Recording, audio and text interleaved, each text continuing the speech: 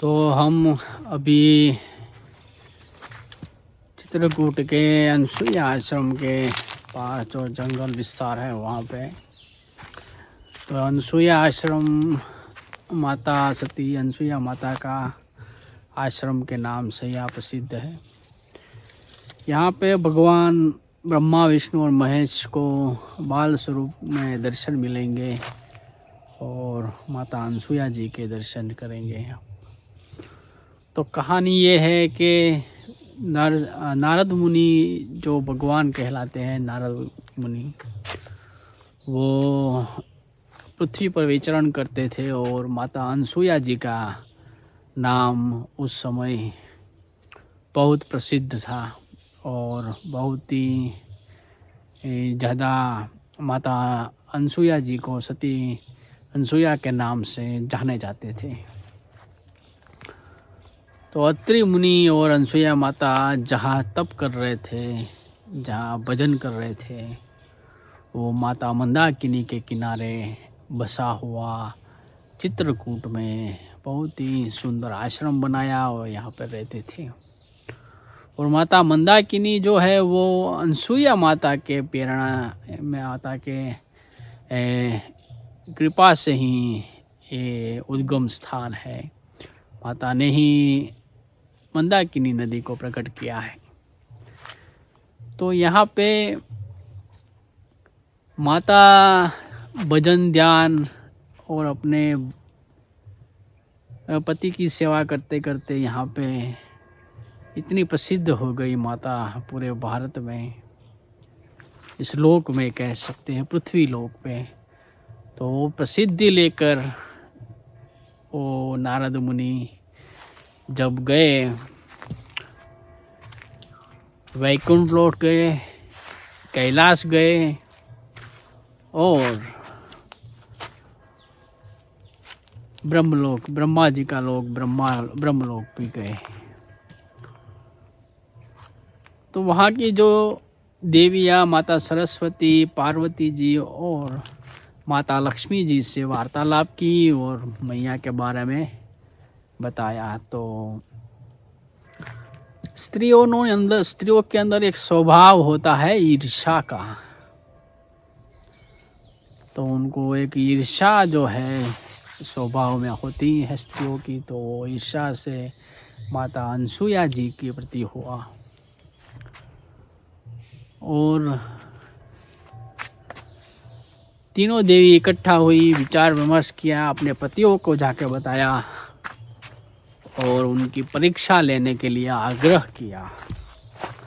तो ब्रह्मा और विष्णु और महेश तीनों एक साथ होकर माता अनसुईया जी की परीक्षा लेने के हेतु चित्रलोक धाम में पधारे। अब उनका सतीत्व भंग कैसे हो, ये बड़ा प्रश्न था। तो उन्होंने एक उपाय सूझा कि हम ब्राह्मणों का वेश लेके भोजन के लिए जाएंगे और अनुचित बात करेंगे और वो कैसे हमको भोजन पिरसती है। तो यहाँ पे आए और माता का स्वभाव है आश्रम में आया अतिथि तो भोजन के लिए आग्रह करना और भोजन प्रसादी देना, ये हमारे आदि अनादिकाल से आती हुई परंपरा है। तो यहाँ पे भोजन के लिए बिठाया और तीनों देवताओं ने कहा कि हम भोजन प्रसादी तभी लेंगे जब आप हमें वचन देगी। तो माता ने कुछ जाने समझे बिना तुरंत वचन दे दिया और कहा कि आप क्या वचन मांगते हो। तो उन्होंने कहा कि आप निर्वस्त्र होकर हमें भोजन प्रसादी दें, तभी हम भोजन करेंगे। अब मैया सोच में पड़ गई कि भाई अपना सतीत्व भंग हो जाएगा यदि ऐसा किया जाए। तो व्यक्ति सज्जनता से अपने जीवन को जीना है तभी जब उसके अंदर कोई सतीत्व बल या फिर पुरुष के लिए कहना है कि सतत उसके जीवन में कुछ सत हो। तो ऐसे कर्म करने से सतीत्व जो बल है वो नष्ट हो जाता है। तो माता ने ध्यान लगाया और अपने पति की ध्यान लगाया और अपने पति को याद किया, और तब अंदर से प्रेरणा हुई कि जल मंदाकिनी का लेकर, इसी जल मंदाकिनी का लेकर उन पर छिटा जाए और वो 6-6 महीने के बालक हो जाए। तो ऐसे संकल्प के साथ माता आई और तीनों देव को जल छिटा है, और तीनों देव माता अनसुया जी की कृपा से, माता के सतीत्व बल से वो 6-6 महीने के बच्चे बन गए। इसीलिए कहा जाता है कि माता अनसुया ने डाल दियो पालना, झूल रहे तीनों देव बन करके ललना। माता यशोदा फूली न समाई, कभी गोदी में लेके कभी पालना झुलाती। तो ऐसे ही मैया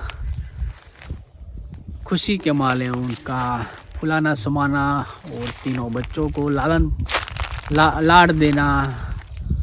ये एक बच्चा होता है तो इतनी खुशी हो जाती है कि आनंद आ जाता, पर यहाँ तो 3 बच्चे, और वो भी देवों के देव प्रभु ब्रह्मा विष्णु महेश, और उनको बाल स्वरूप में लाड लड़ाना एक बहुत बड़ा महासती ही कर सकती है ये।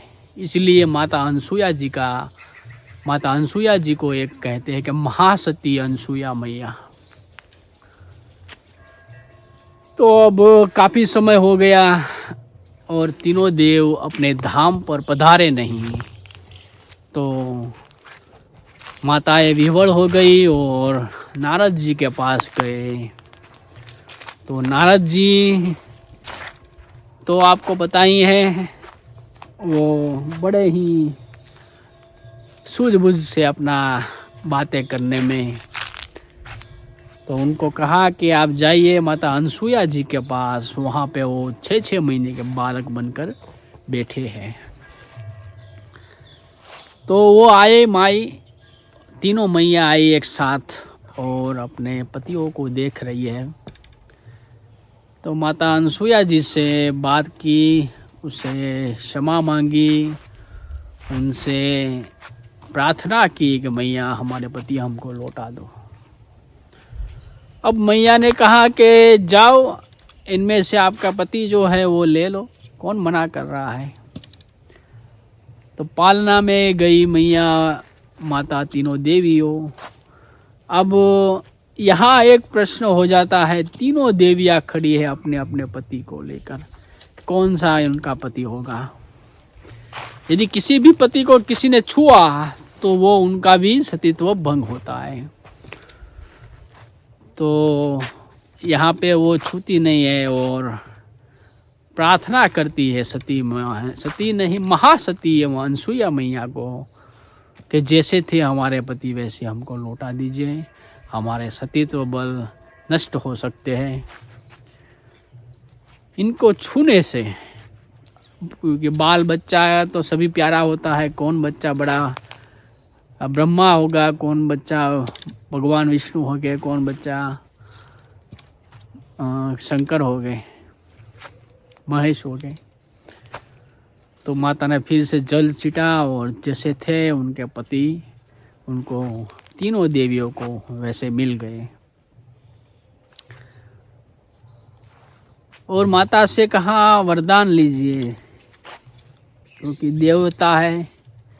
और इतने प्रसन्न हो गए मैया को पाकर का मैया ने मांग ही लिया कि आप हमारे बच्चे रूप में मेरी कोख से जन्मे।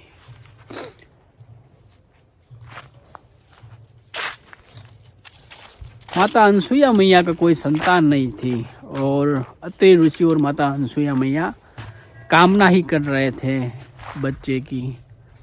तो भगवान ने वरदान ही दे दिया और विष्णु भगवान से दत्तात्रेय का भगवान का जन्म हुआ। जो तीनों लोक में जाने जाते हैं।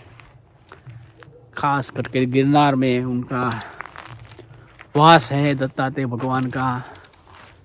और एक बहुत बड़े आशीर्वाद के साथ मैया खुश हुई और शंकर भगवान से दुर्वासा मुनि का जन्म हुआ और ब्रह्मा जी से चंद्र।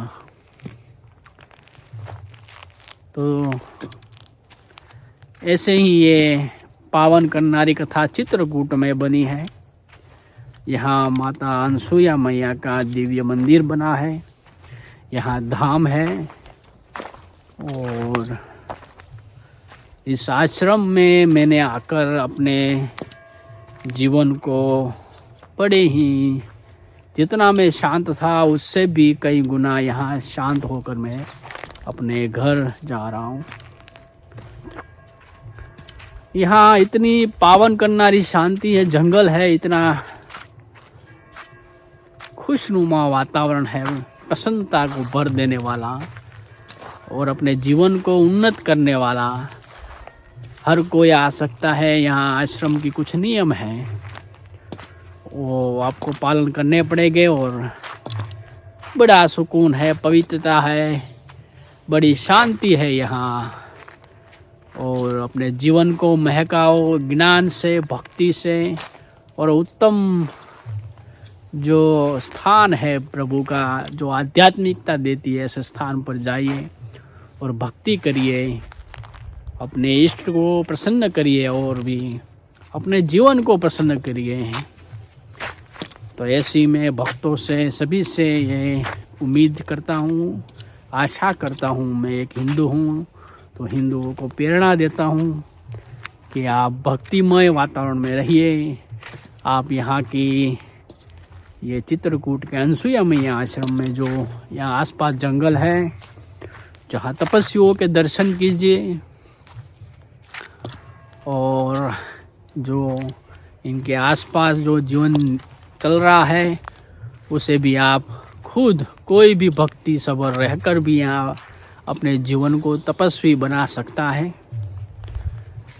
ऐसे नहीं कि साधु लोग ही यहाँ पे आ सकते हैं और भजन कर से, ऐसा नहीं है। गृहस्थी भी आप यहाँ आना चाहे तो उसे भी यहाँ भजन करने के लिए अच्छी खासी सुविधा उपलब्ध हो सकती है। जैसे कि कुटी बनाकर अपने जीवन को भजन से, यानी कि आध्यात्मिक जीवन जीने में यहाँ उत्तम से उत्तम और पवित्र करने वाला ये आध्यात्मिक वातावरण यदि चाहिए तो यहाँ पे मिल सकता है।